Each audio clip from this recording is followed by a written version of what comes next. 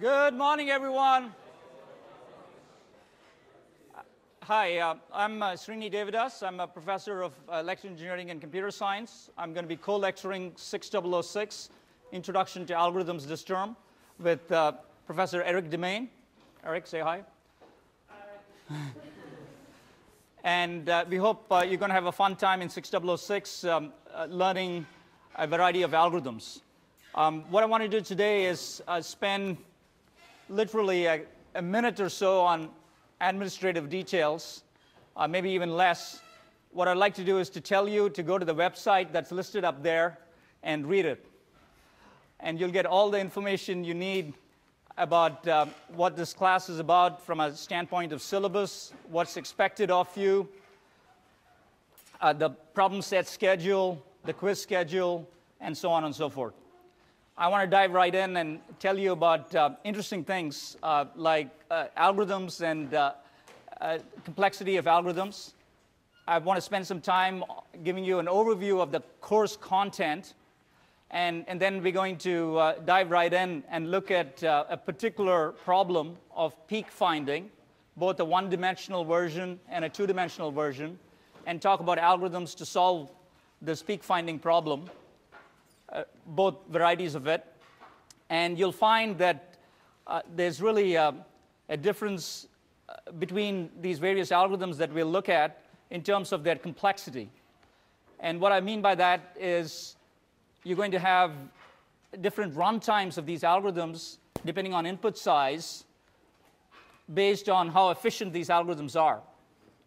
And a prerequisite for this class is 6042. And in 6042, you learned about asymptotic complexity. And you'll see that in this lecture, we'll analyze relatively simple algorithms today in terms of their asymptotic complexity.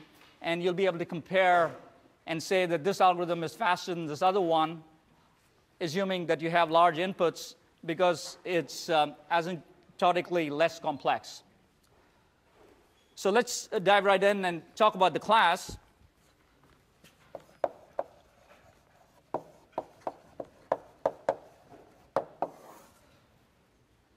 So the one-sentence summary of this class is that this is about efficient procedures for solving problems on large inputs.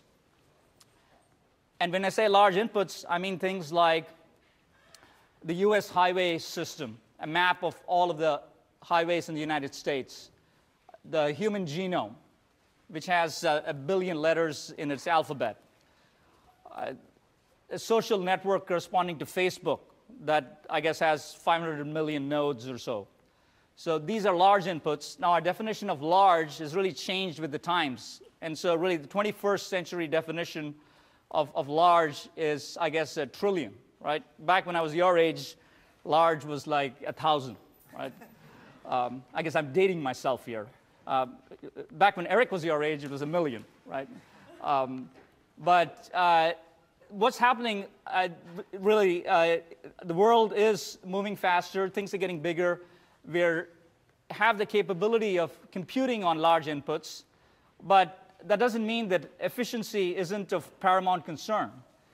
The fact of the matter is that you can maybe scan 1 billion elements in a matter of seconds, but if you had an algorithm that required cubic complexity, suddenly, you're not talking about 10 raised to 9, you're talking about 10 raised to 27, and even current computers can't really handle those kinds of numbers.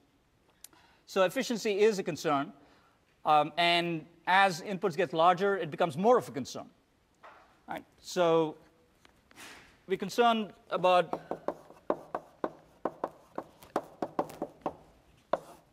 efficient procedures for solving large-scale problems in this class.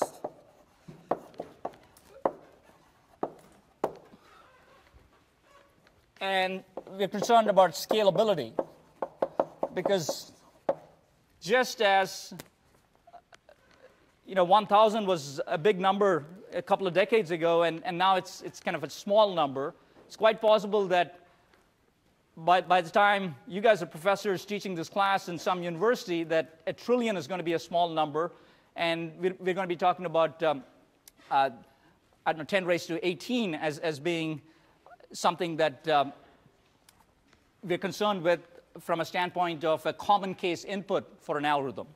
So scalability is important, and we want to be able to track how our algorithms are going to do as inputs get larger and larger.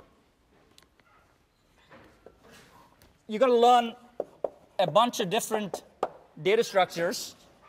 We'll call them classic data structures, like binary search trees, hash tables that are called dictionaries in Python, and data structures such as balanced binary search trees that are more efficient than just the regular binary search trees. And these are all data structures that were invented many decades ago, but they've stood the test of time, and they continue to be useful. We're going to augment these data structures in various ways to make them more efficient for certain kinds of problems. And while you're not going to be doing a whole lot of algorithm design in this class, you will be doing some design and a whole lot of analysis. The class following this one, 6046, Design and Analysis of Algorithms, is a class that you should take if you like this one, and you can do a whole lot more design of algorithms in 6046. But you will look at classic data structures and classical algorithms for these data structures, including things like sorting and matching and so on. And one of the nice things about this class is that you'll be doing real implementations of these data structures and algorithms in Python. And in particular, each of the problem sets in this class are going to have both a theory part to them and a programming part to them. So hopefully it'll all tie together. The kinds of things we're going to be talking about in lectures and recitations are going to be directly connected to the theory parts of the problem sets, and you'll be programming the algorithms that we talk about in lecture, or augmenting them, running them, figuring out whether they work well on large inputs or not. So let me talk a little bit about the modules in this class and the problem sets. And we hope that these problem sets are going to be fun for you. And by fun, I don't mean easy. I mean challenging and worthwhile, so at the end of it, you feel like you've learned something, and you've had some fun along the way, right? So content-wise,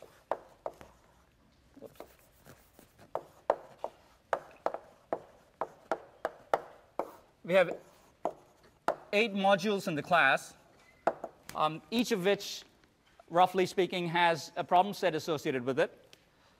The first of these is what we call algorithmic thinking.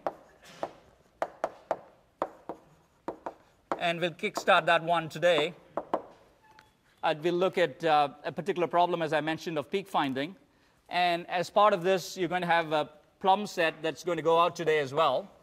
And you'll find that in this problem set, some of these algorithms I've talked about today will be coded in Python and given to you. A couple of them are going to have bugs in them. You'll have to analyze the complexity of these algorithms, figure out which ones are correct and efficient, and write a proof for one of them. Right? So that's sort of an example problem set, and you can expect that most of the problem sets are going to follow that sort of template. Right? So you'll get a better sense of this by the end of the day today, for sure, or a concrete sense of this, because we'll be done with lecture and you'll see your first problem set. We're going to be doing a module on sorting and trees. Sorting, you know about, sorting a bunch of numbers. Imagine if you had 1 trillion numbers and you wanted to sort them. What kind of algorithm could you use for that? Trees are a wonderful data structure. There's different varieties, the most common being binary trees. And there's ways of doing all sorts of things like scheduling and sorting using various kinds of trees, including binary trees. And we have a problem set on simulating a logic network using a particular kind of sorting algorithm and a data structure that is going to be your second problem set. And more quickly, we're going to have modules on hashing, where we'll do things like genome comparison. In past terms, we compared a human genome to a rat genome and discovered they were pretty similar, 99% similar, which is kind of amazing. But again, these things are so large that you have to have efficiency in the comparison methods that you use. And you'll find that if you don't get the complexity low enough, you just won't be able to complete your program won't be able to finish running within the time that your problem set is due, right? Which is a bit of a problem. So that's something to keep in mind as you test your code. The fact is that you will get large inputs to run your code, and you want to keep complexity in mind as you're coding and thinking about the pseudocode, if you will, of your algorithm itself. We will talk about numerics. A lot of the time, we talk about such large numbers that 32 bits isn't enough, or 64 bits isn't enough to represent these numbers. These numbers have thousands of bits. A good example is RSA encryption that is used in SSL, for example. And when you go use HTTPS on websites, RSA is used at the back end. And typically, you work with prime numbers that are thousands of bits long in RSA. So how do you handle that? How does Python handle that? How do you write algorithms that can deal with what are called infinite precision numbers? So we have a module on numerics in the middle of the term that talks about that. Graphs, really a fundamental data structure in all of computer science. You might have heard of the famous Rubik's Cube assignment from 006, a 2 by 2 by 2 Rubik's Cube. What's the minimum number of moves necessary to go from a given starting configuration to the final end configuration where all of the faces, each of the faces has uniform color. And that can be posed as a graph problem. We'll probably do that one this term. In previous terms, we've done other things like the 15 puzzle. And so some of these are tentative. We definitely know what the first problem set is like, but the rest of them are, at this moment, tentative. And to finish up, shortest paths. Again, in terms past, we've asked you to write code using a particular algorithm that finds the shortest path from Caltech to MIT.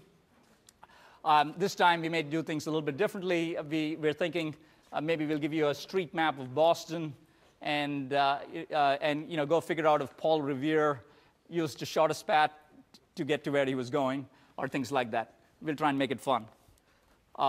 Dynamic programming is an important algorithm design technique that's used in many, many problems.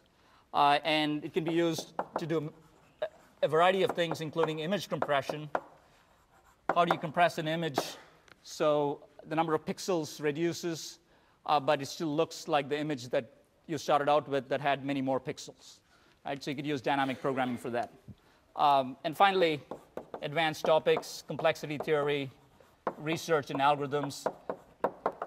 Hopefully by this time in the course, you would have been sold on algorithms, and most, if not all of you, would want to pursue a career in algorithms. And we'll give you a sense of what else is there. We're just scratching the surface in this class, and there's many, many classes that you can possibly take if you want to continue to learn about algorithms or to pursue a career in algorithms.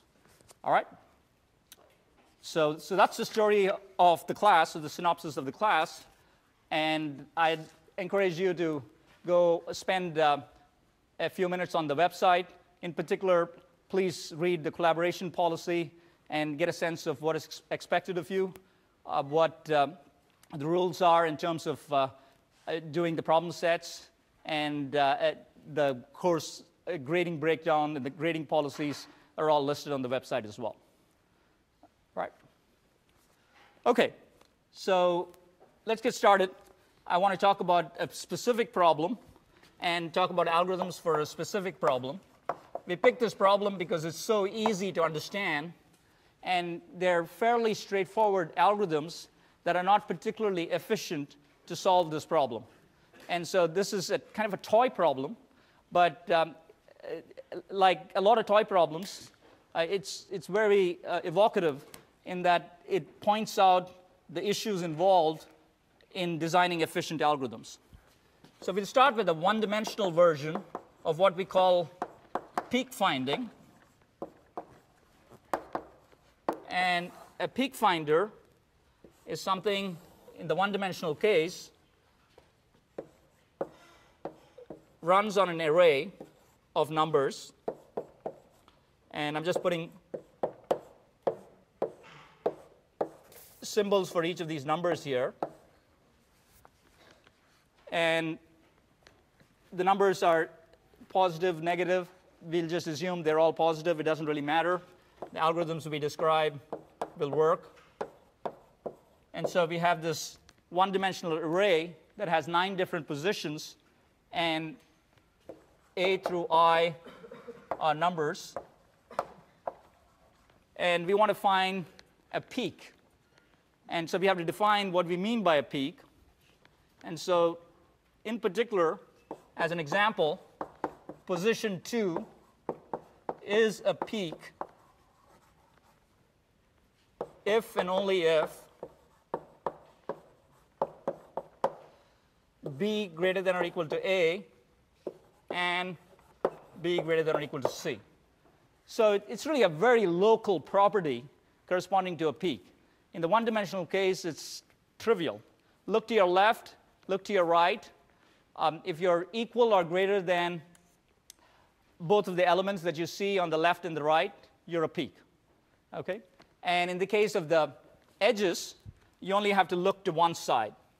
So position 9 is a peak if I greater than or equal to H. So you just have to look to your left there because you're all the way on the right-hand side. All right? So that's it. And the statement of the problem, the one-dimensional version, is find a peak if it exists.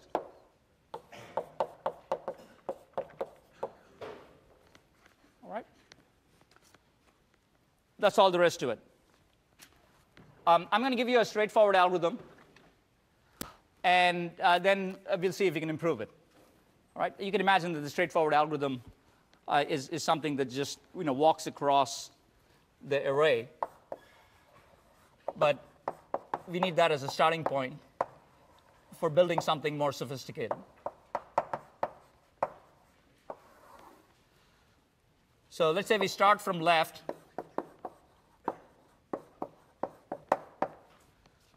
And all we have is one traversal, really. So let's say we have 1, 2, and then we have n over 2 over here, corresponding to the middle of this n element array. And then we have n minus 1 and n. What I'm interested in doing is not only coming up with a straightforward algorithm, but also precisely characterizing what its complexity is in relation to n, which is the number of inputs. Yeah, question? When you say if it exists, with the criteria that you have for a peak, aren't you guaranteed that a peak? That's exactly right. I was going to get to that. So if you look at the definition of the peak, then what I have here is greater than or equal to. Okay? And so there's, that's a great question that was asked. Why is there if it exists in this problem? Now, in the case where I have greater than or equal to, then this is a homework question for you and for the rest of you.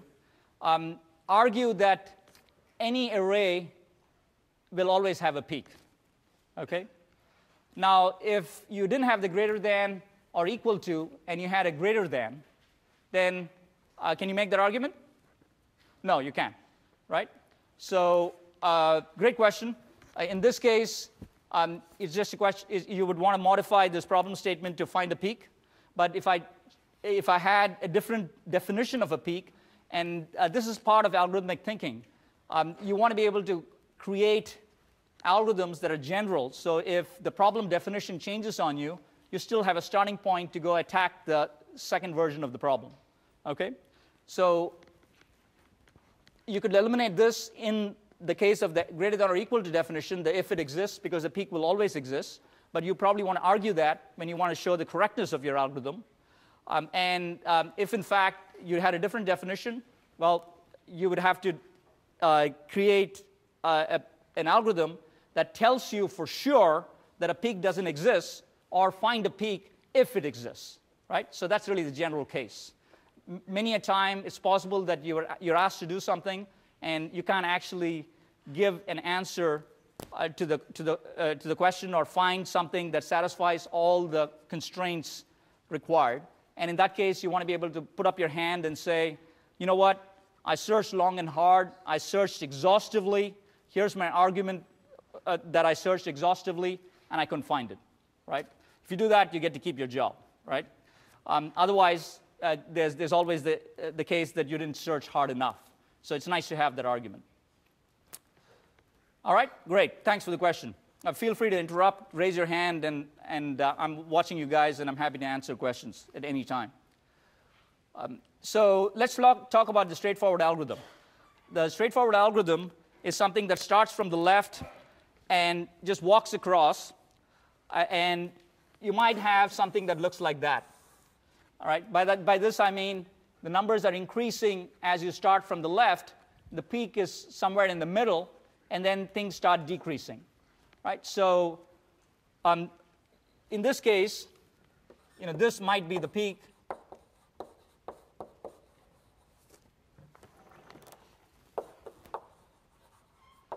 You also may have a situation where the peak is all the way on the right. You started from the left, and it's 1, 2, 3, 4, 5, 6, literally in terms of the numbers. And you're going to look at n elements going all the way to the right in order to find the peak. So in the case of the middle, you'd look at n over 2 elements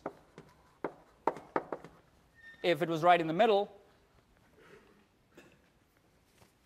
And the complexity, worst case complexity,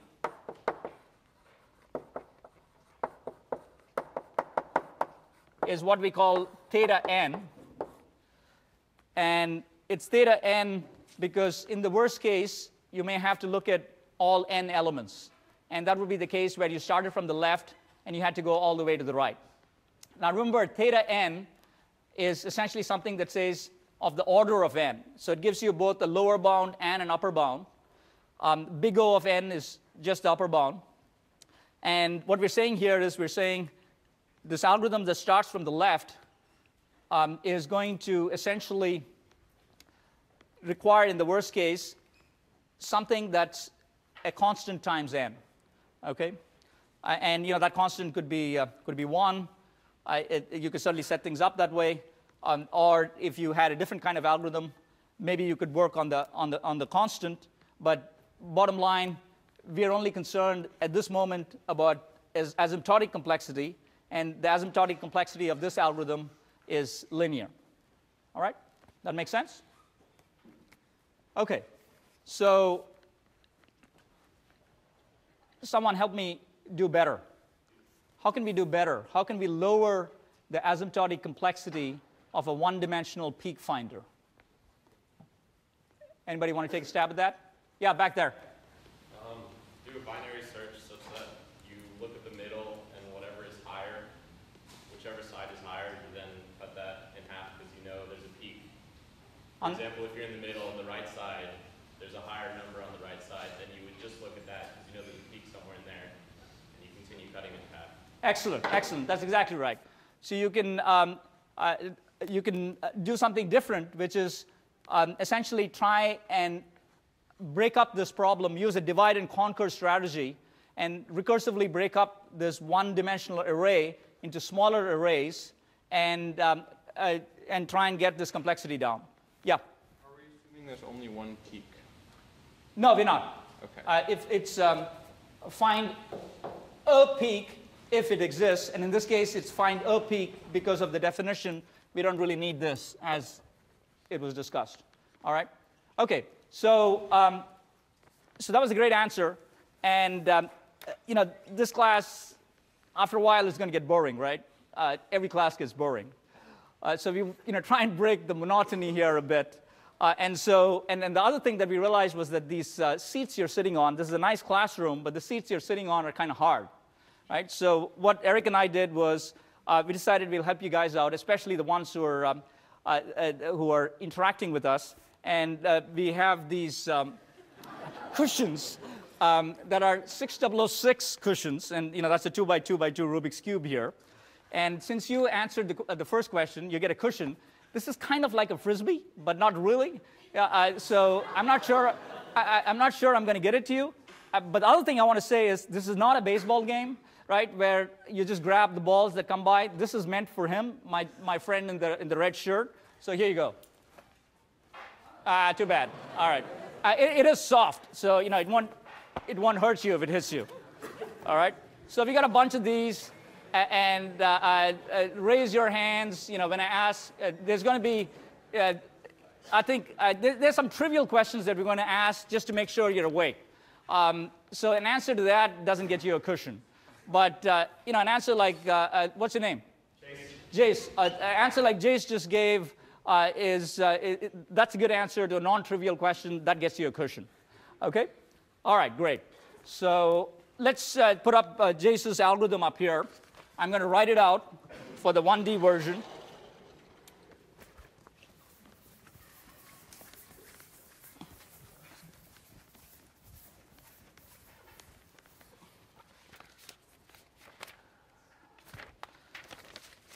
So what we have here is a recursive algorithm.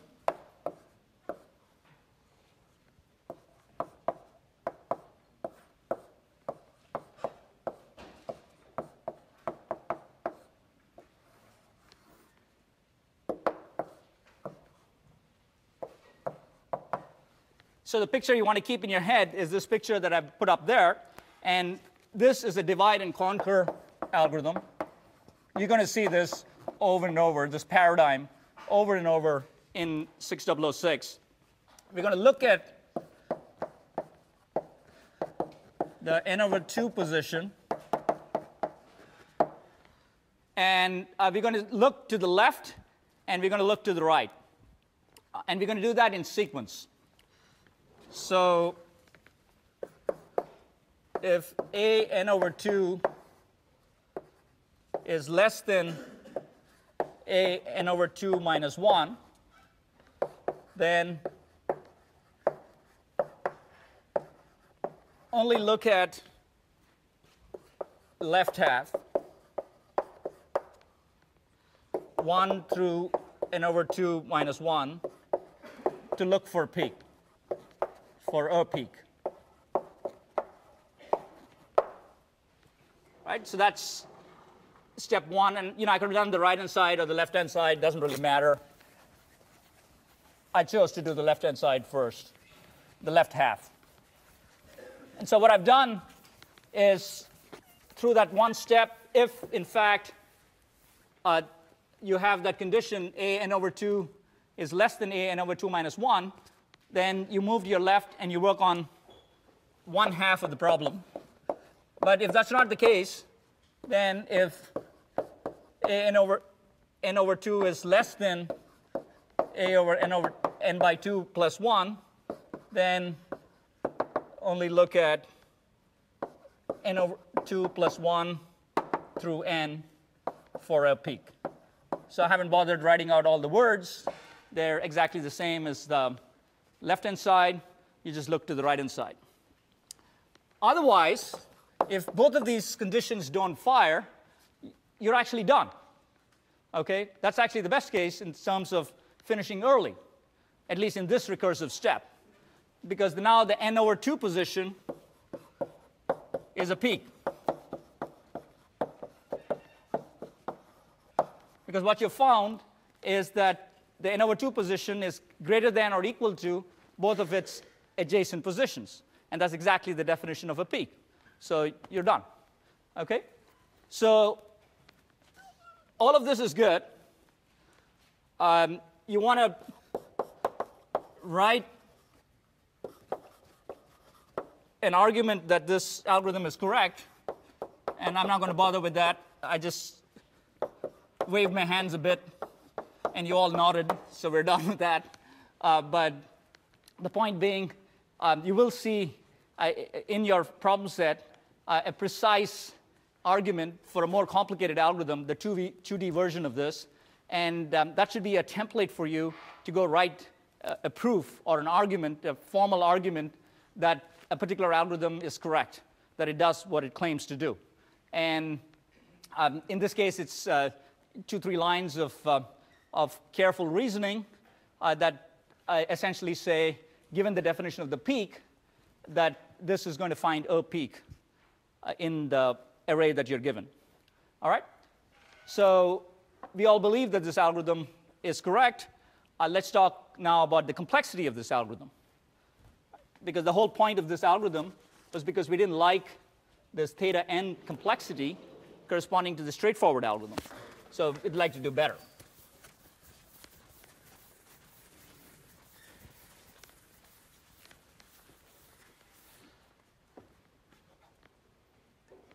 So what I'd like to do is ask one of you to give me a recurrence relation of the kind, T of n equals blah, blah, blah, that would correspond to this recursive algorithm, this divide and conquer algorithm. And then using that, I'd like to get to the actual complexity in terms of what the theta of complexity corresponds to. Yeah, back there. So in the worst case scenario, if T of n is going to be some constant amount of time Yep. it takes to investigate whether a certain element is plus T of n over 2. Great, exactly right. That's exactly right. So if you look at this algorithm and you say, from a computation standpoint, can I write an equation corresponding to the execution of this algorithm? And you say T of n is the work that this algorithm does on an input of size n. Okay?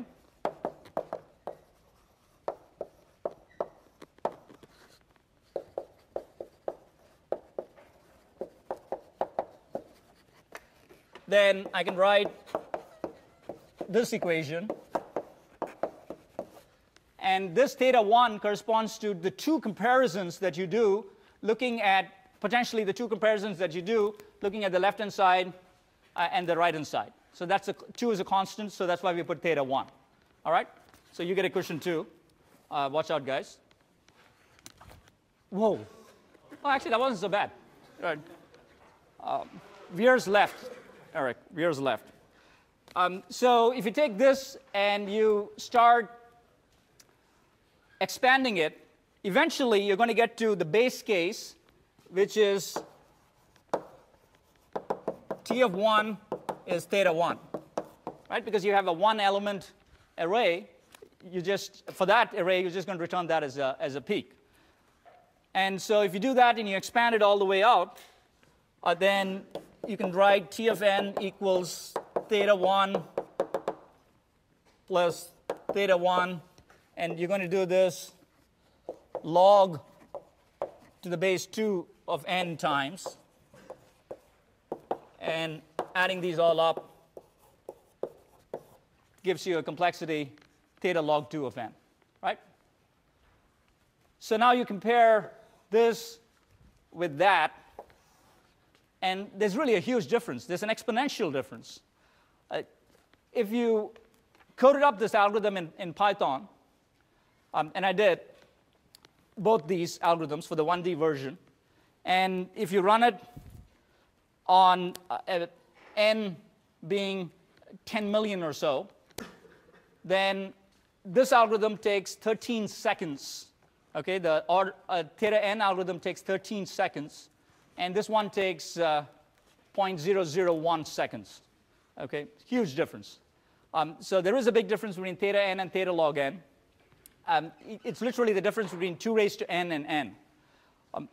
It makes sense to try and reduce complexity, as you can see, especially if you're talking about large inputs. Right? And you'll see that more clearly as we go to a 2D version of this problem. All right? So you can't really do better for the 1D. The 1D is a straightforward problem. It gets a little more interesting. The problems get a little, the algorithms get a little more sophisticated when we look at a 2D version of peak finding. So let's talk about the 2D version.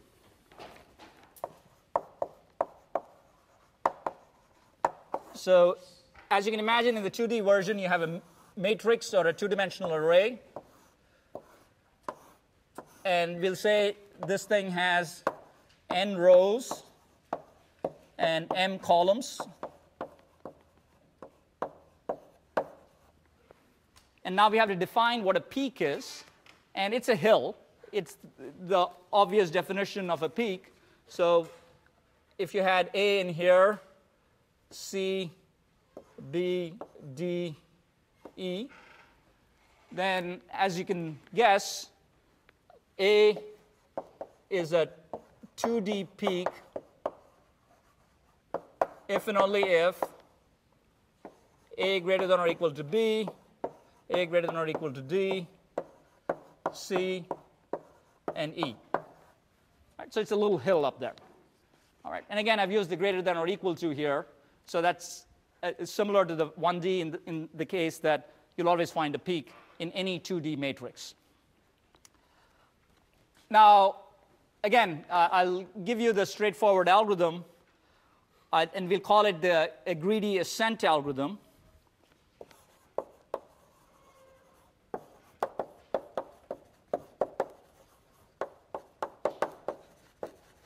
And the greedy ascent algorithm essentially picks a direction and tries to follow that direction in order to find a peak. So for example, if I had this particular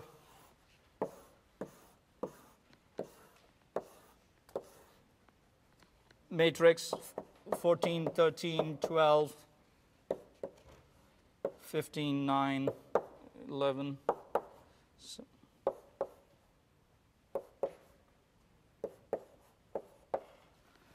then what might happen is if I started at some arbitrary midpoint, so the greedy ascent algorithm has to make choices as to where to start. Just like we had different cases here, you have to make a choice as to where to start. You might want to start in the middle, and you might want to work your way left first, or you just keep going left, or keep going right. And if you hit an edge, you go down. So you make some choices as to what the default traversal directions are.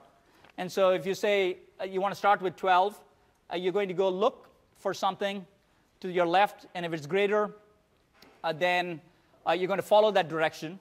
If it's not, if it's less, then you're going to go in the other direction in this case, for example. So in this case, you'll go 12, 13, 14, 15, 16, 17, 19, and 20, and you'd find this peak. Right.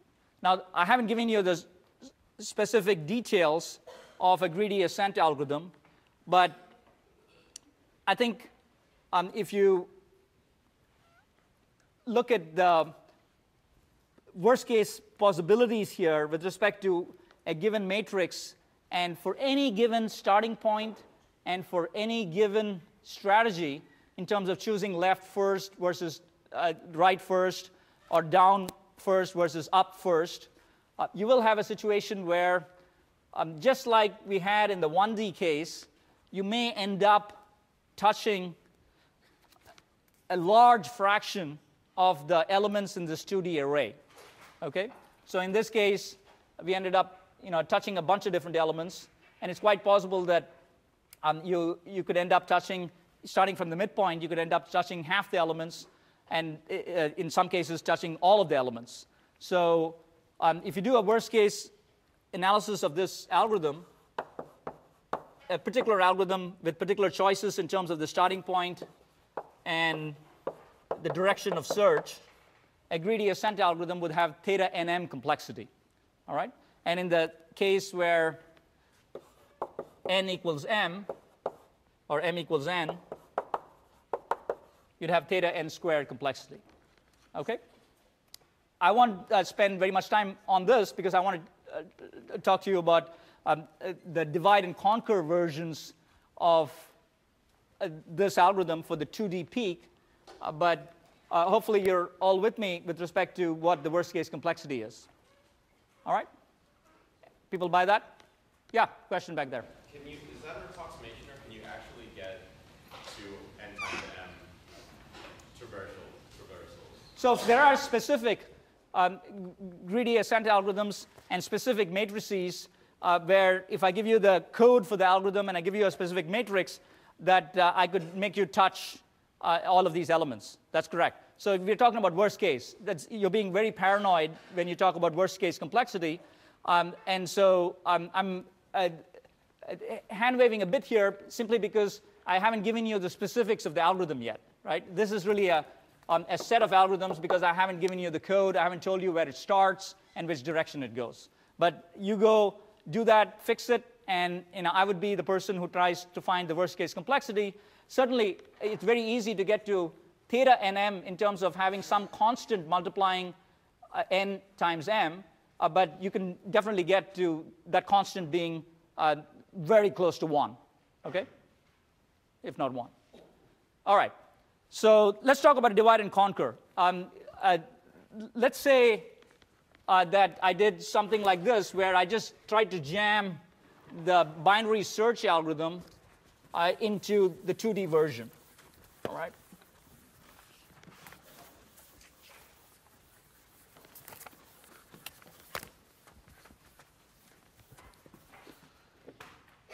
So what I'm going to do is I'm going to pick the middle column, j equals m over 2, and I'm going to find a 1D peak using whatever algorithm I want, and I'll probably end up using the more efficient algorithm, the binary search version that's gone all the way to the left of the board there. And let's say I find a binary peak at ij, because I've picked a column, and I'm just finding a 1D peak. So this is j equals m over 2. That's I. Now, I use ij, in particular row I, as a start to find a 1D peak on row I.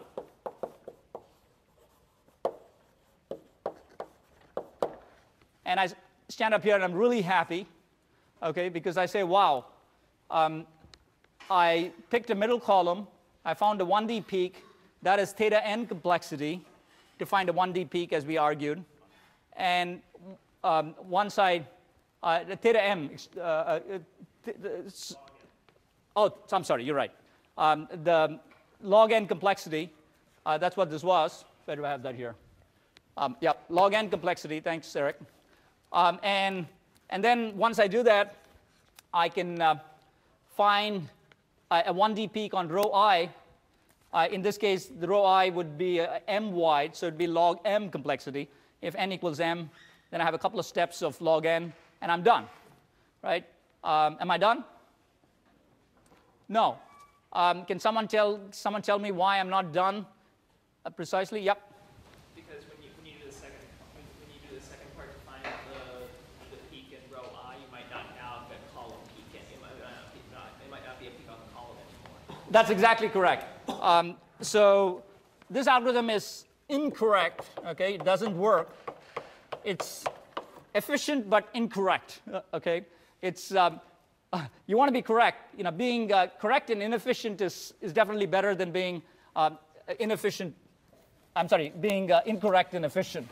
So this is an efficient algorithm in the sense that it would only take log n time, but it doesn't work, and I'll give you a simple example here where it doesn't work.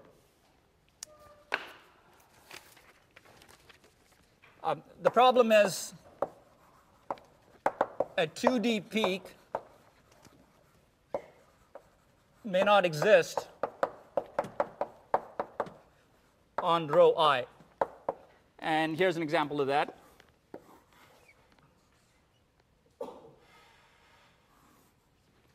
Actually, this is exactly the example of that. Let's say that I started with this row. Since I'm starting with the middle row, and I could start with this one or that one. Let's say I started with that one. I end up finding a peak, and if this were 10 up here, I choose 12 as a peak, and it's quite possible that I return 12 as a peak, even though 19 is bigger, because 12 is a peak given 10 and 11 up here. And then when I choose this particular row and I find a peak on this row, it would be 14. That is a 1D peak on this row, but 14 is not a 2D peak. Okay? So this particular example, 14 would return 14, and 14 is not a 2D peak. All right? You can collect your cushion after the class. So not so good. Look like an efficient algorithm, but doesn't work. All right? So how can we get to something that actually works? So the last algorithm that I'm going to show you, and you'll see 4 different algorithms in your problem set that you'll have to analyze the complexity for and decide if they're efficient and if they're correct. But here's a recursive version that is better than, in terms of complexity, than the greedy ascent algorithm. And this one works.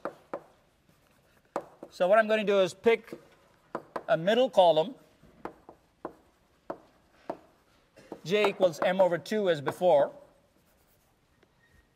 I'm going to find the global maximum on column j, and that's going to be at ij. I'm going to compare I comma j minus 1, I comma j, and ij plus 1, which means that once I've found the maximum in this row, I'm going to look to the left and the right and compare. I'm going to pick the left columns if I comma j minus 1 is greater than I comma j, and similarly for the right.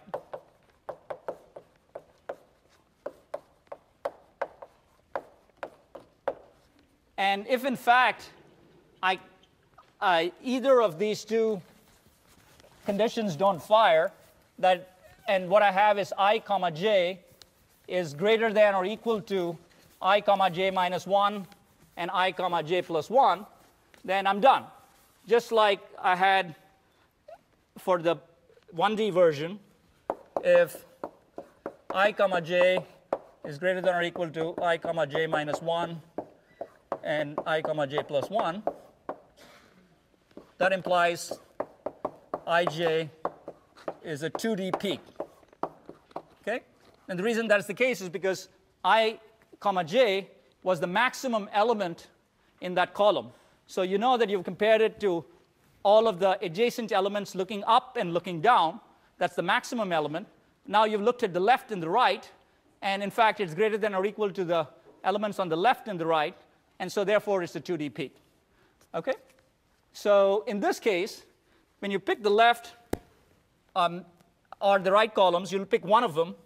You're going to solve the new problem with half the number of columns.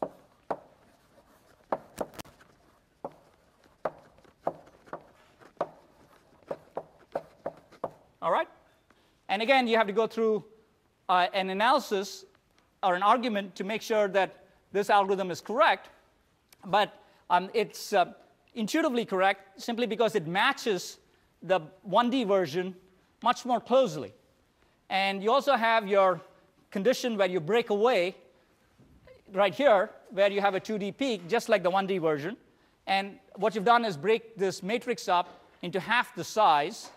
And that's essentially why this algorithm works. When you have a single column,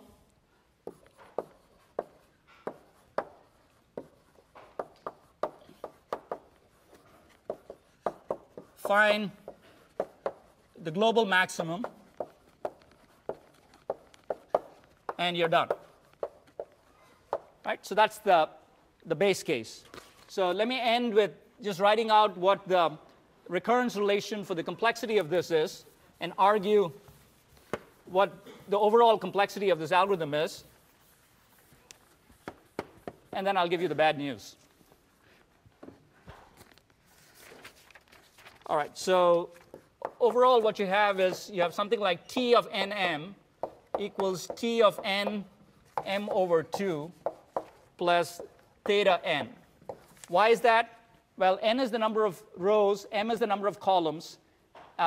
In one case, you will be breaking things down into half the number of columns, which is m over 2. And in order to find the global maximum, you'll be doing theta n work, because you're finding the global maximum. Right? You just have to scan it. There's, that's the way, that's what it's going to take. And so if you do that and you go run it through, and you know that T of n1 is theta n, which is this last part over here. That's your base case. You get T of n m is theta of n added to theta of n log of m times, log 2 of m times, which is theta of n log 2 of n. All right? So you're not done with peak finding. What you'll see is at 4 algorithms coded in Python.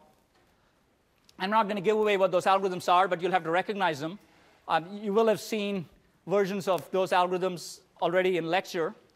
And your job is going to be to analyze the algorithms, as I said before, prove that one of them is correct, and find counterexamples for the ones that aren't correct.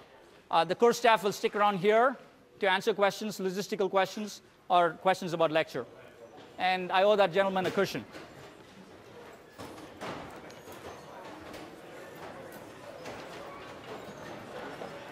Why should that be a global peak?